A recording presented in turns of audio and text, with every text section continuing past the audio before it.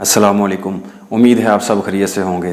दोस्तों, आज हम बात करेंगे IBS पर, यानी इरिटेबल बाउल सिंड्रोम।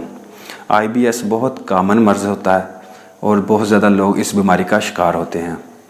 आज हम बात करेंगे IBS पर कि IBS होता क्या है, इसकी अलामात और इसका होम्योपैथिक इलाज। मैं हूं डॉक्टर हाफिज़ मुज़फ़्फ़र हुसैन।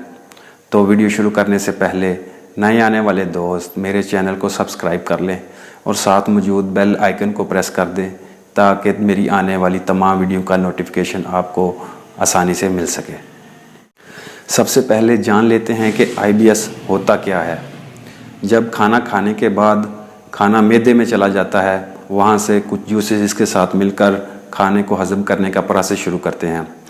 खाना हज़म होने के बाद जो वेस्ट मटेरियल होता है वो छोटी आंत से होता हुआ बड़ी आंत में चला जाता है। ये एक नॉर्मल प्रोसेस होता है। जब ये वेस्ट मटेरियल बड़ी आंत में आ जाता है तो वहाँ से ये जिग-जैग मूवमेंट के ज़रिए जिस्म से खारिज होना शुरू होता है। जब आंत में जिग-जैग मूवमेंट ज़्यादा होती है और साथ मरोड़ वाला दर्द भी होता है तो फिर लूज़ मोशन के ज़रिए ये जिस्म से खारिज होता है।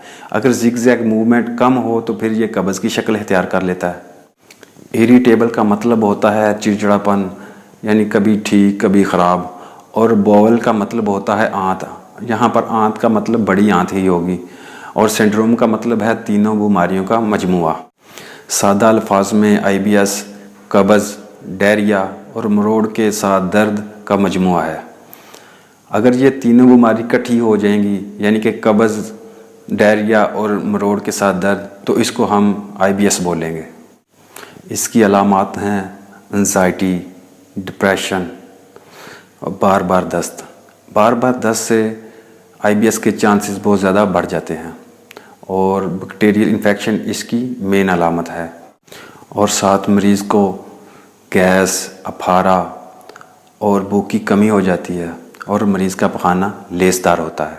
अगर आप IBS जैसी बीमारी से दो चार हैं तो मैं आपको होम्योपैथिक मेडिसिन बताऊंगा जिनके इस्तेमाल से आप इंशाल्लाह बहुत जल्द ठीक हो जाएंगे। पहली मेडिसिन है नक्समिका 30 ताकत। ये कुचले से बनती है और होम्योपैथिक में इसका बहुत ज़्यादा मकाम है और ये मैदे की चोटी की मेडिसिन है। और number 2 hydrastis Q. Hydrastis Q भी बहुत अच्छी मेडिसिन है। और तीसरी मेडिसिन है बायोप्लास्टिन 9।